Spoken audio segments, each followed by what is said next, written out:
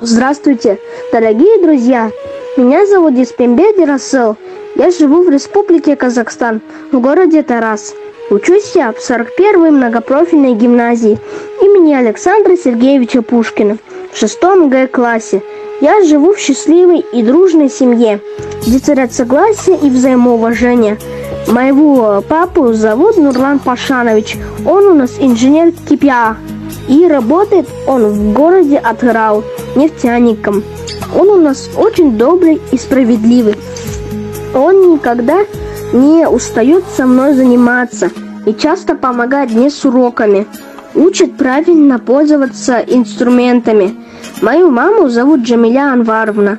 Она у меня самая хорошая и добрая. Моя мама очень разносторонняя личность. Мама меня поддерживает во всех школьных делах и прививает мне любовь к учебе, пению и рисованию. Водит меня во многие кружки.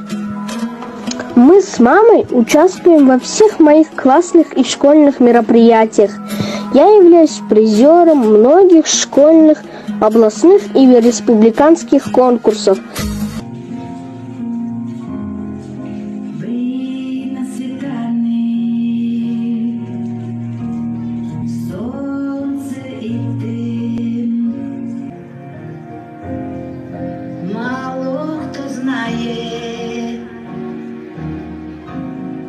Що ж буде з ним? Що буде завтра? В юных думках.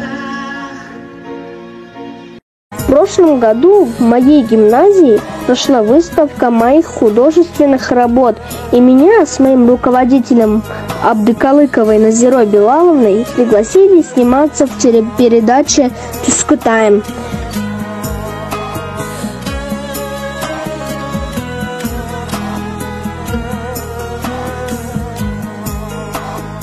Семья моя очень творческая. Моему брату Ермеку 26 лет.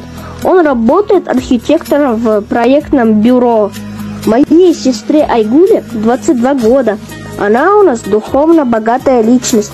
Она композитор, поэт и исполнитель своих песен. Она играет на гитаре и укулеле. Город за окном медленно гасит свет. Строки так как пруд под крепкий затяг. И твои шаги все ближе ко мне. А времени напомнит нам только заря. Сколько радости мне приносит твой смех. Сколько уже строк я успел написать. Сколько не встречала десять. Ты не такая, как все, как и... У нее двое очаровательных малышей. Эти малыши наши проказники. Они уже тоже занимаются рисованием. Вот такие петроглифы они иногда рисуют на наших стенах красками. В нашей семье все играют на гитаре, все любят петь. У нас всегда царит атмосфера творчества и музыки. Я очень люблю свою семью и горжусь ею. Ведь мои родители хотят воспитать из нас хороших творческих людей, настоящих патриотов своей родины.